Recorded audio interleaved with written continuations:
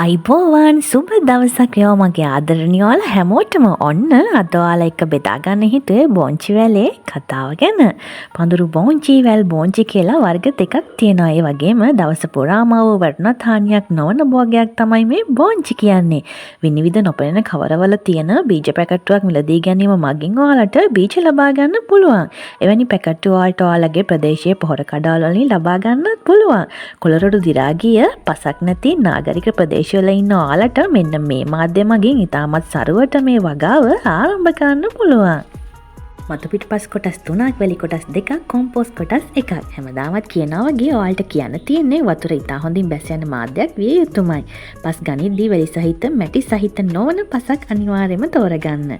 වැල මැරීගෙන යනවා වගේ දැන්නම ඔයාලට ඒ පොට් එකේම ඔයාලට දෙවෙනි වගාව ආරම්භ කරන්නත් පුළුවන්. පොහොර විදිහට ඔයාලට බිත්තර කටු පොහොරක යොදා ගන්නත් පුළුවන්. ඒ නිසා ඒ ගැන දැනගන්න ඕනේ නම් මගේ මෙන්න මේ මැජික් කුඩු පොහොර එක ගැන තියෙන වීඩියෝ බලන්න.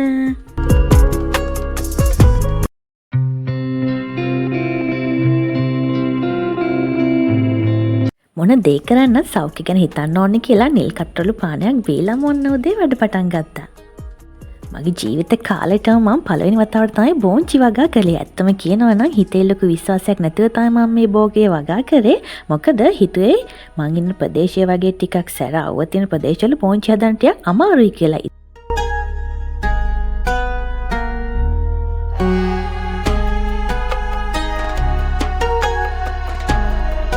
එහෙනම් තද අවුවටන ප්‍රදේශයක ඉන්න ඔයාටත් පුළුවන් දැන් අද ඉඳන් බෝංචි වවන්න. මම කළේ බඳුන්ගත බෝංචි වගාව. ඉතින් පරණ පහේ සිමෙන්ති පොත් 3ක් අරගෙන කොළරොඩු දිරා ගෙවපු තැනින් ගත්ත පස්සල තමයි මම නම් මේ බෝංචි ටික පැල කරේ. ඉතින් අද පැල කරන්න ඕනම නිසාම ඊයේ හැන්දෑවේ මේ යට ටික මම පොඩ්ඩක් පෙඟින්න දැම්මා. ඒ වගේම කියන්න ඕන මිලදී ගත්ත බීජ වලින් පැල 6ක් පමණ තමයි පැල වුණේ. ඔන්න ඔයාලත් පැල 2ක් විතර ලබා ගන්න බලාපොරොත්තු වෙනවනම් අනිවාර්යෙන් බීජ 5ක් 6ක්වත් පැල කරන්න. තමන්ගේ අතින් වහු භෝගයක් තමන්ගේ අතින්ම අස්සරු නෙලලා තමන්ගේ ආදරණියන් වෙනුවෙන් උයාපිහා දෙනවා කියන්නේ ඒක වෙනම ෆීලිං එකක්. ඉතින් ඔයාලත් අද ඉඳලාම පුංචි භෝගයකින් පටන් ගන්න. මම හැමදාමත් කියනවා වගේ රසායනික පොහොර නැතුව බෝංචි වගා කළොත් ඔයාලට හරියටම මාස 2කින් වගේ පුංචි කාලෙකින් බෝංචි පළදාව නෙලා ගන්න පුළුවන්. මේ භෝගයට බෝංචි මැස්සන්ගෙන් නිතරම හානි වෙනවා. ඉතින් ඒ නිසා ව්‍යාපාරික වගාවක් විදිහට බෝංචි වගා කරන්න කැමති නම් මේ භෝගය කෙටි කාලයකින් පළදරන භෝගයක් විදිහට නම් කරන්න පුළුවන්.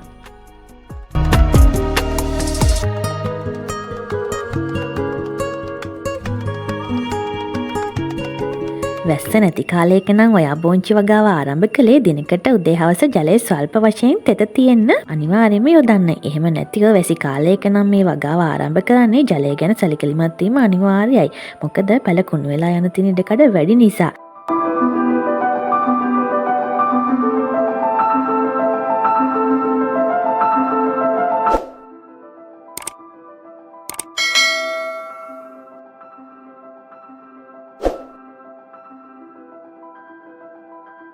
ඒ වගේම කියන්න ඕන මේ කරල් භෝගයට වඩා පැලවෙන්න බෝංචි බීජ වලට ගත වෙනවා ටික කාලයක්. මොකද බෝංචි බීජ ටිකක් තද ගතිය යුතු නිසා. ඒ නිසාම තමයි කලින් දවසේ බීජ මම පෙඟෙන්න දැම්මේ.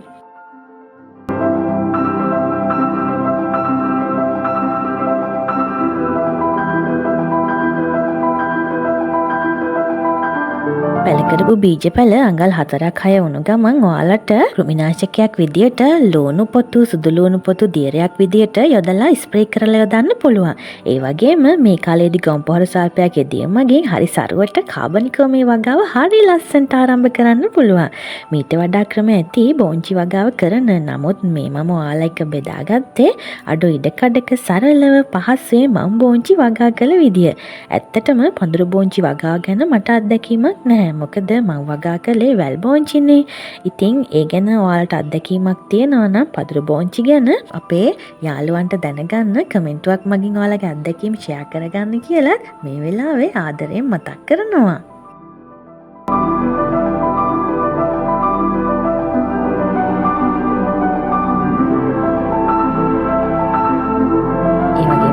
අපේ channel එකට අද එකතු වුණු කෙනෙක් නම් අනිවාර්යයෙන්ම channel එක subscribe කරලා bell icon එකත් click කරන්න.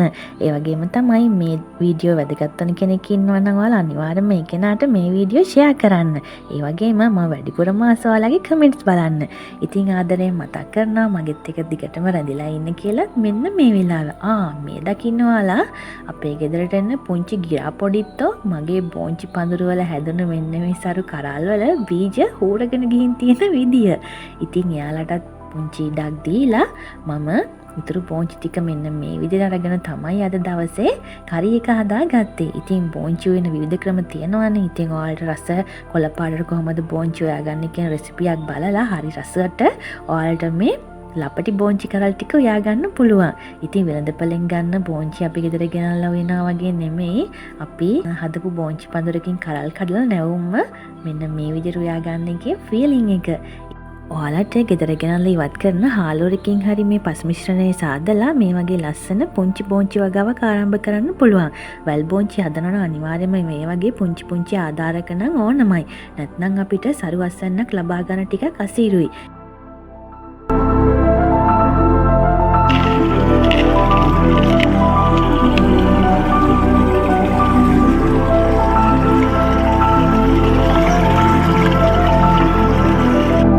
වැහිවතුර පාරත් එක්ක දැන් ඔන්නම යන්නයි හදන්නේ. බෝංචි වගාවේ පළදාව නෙල්න ගමන් ඉතින් මගේ වත්තේ මෙන්න මේ විදියට පුංචි පුංචි එළවලු කීපයකුත් තිබුණා. ඉතින් මෑකරල් පුංචි ප්‍රමාණයක් තිබුණ නිසා මෑකරල් වල ඇටත් මම බෝංචි ව්‍යංජනයට දාලාම අද ව්‍යංජනේ හදාගත්තා. ඉතින් මේ තියෙන්නේ මාළු මිරිස්, මේ තියෙන්නේ මගේ හීම් මිරිස්. ඔයාලා මේ වීඩියෝස් දැක්කේ නැත්නම් අනිවාර්යෙන් මේවත් බලන්න. එහෙනම් ඔන්න ආයෙමත් පාරක් මම යන්නයි හදන්නේ. එහෙනම් ඔයාලගේ පුංචි පැටවෝ එක්ක සතුටෙන් පරිස්සමින් ආදරෙන් ඉන්න. එහෙනම් ගිහින් එන්නම්.